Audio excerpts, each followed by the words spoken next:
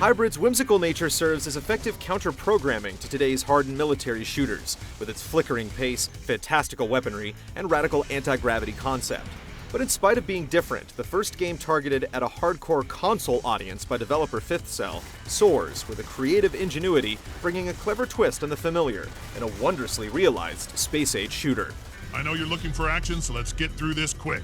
Hybrid takes you to the front lines of a resource war between two opposing factions, the Variants and the Paladins. In the cross-continental race for excavating dark matter, combat manifests as heated engagements across 10 maps and 6 different match types, utilizing traditional rule sets like Team Deathmatch and less conventional setups like the score-hoarding Overlord mode. With a modest team size of 3 players per side, it's easy to discount the game's potential at a glance.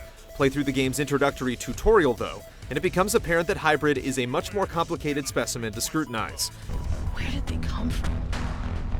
How did they find us?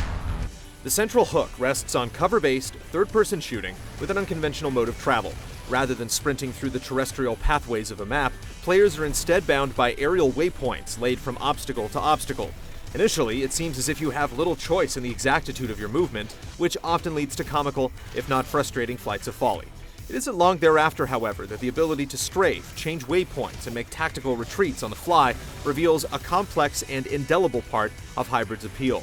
Fast-paced and highly mobile, the game readily challenges established notions of spatial awareness and tactical positioning in a fully hazardous 3D environment. From sniffing out targets perched behind upside-down sniper roosts to raining death from above with a well-timed jump jet kill, the overlying Hybrid experience amounts to unlearning the familiar and harnessing a new raw sense of acuity in its unique playing field. Your team acquired the artifact.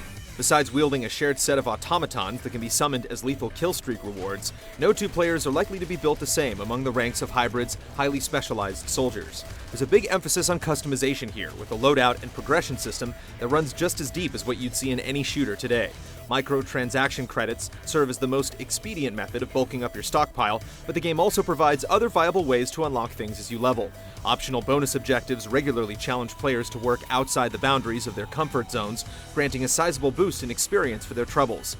On top of that, contesting specific hotspots on the map confers additional bonuses to specific passive traits, feeding into another layer of planning and build management before each match. You've gone through the basics and did way better than the last batch of scrubs I had earlier. It's an interesting angle that not only pushes players into experimenting with a wide variety of weapons and playstyles, but also rewards them by doing so with regards to the global conquest metagame. Winning the equivalent of a season begets rare cosmetic headpieces and achievements.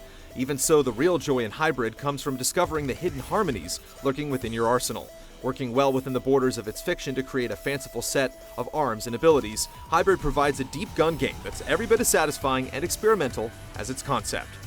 Those details don't matter anymore. All that matters is that they're here now. They brought hell with them. Hybrid is a game that you might not expect from the creators of Locke's Quest and Scribblenauts, but if the sort of imagination behind this jump jet cover-based space shooter is anything to go by, the connections aren't all that difficult to make.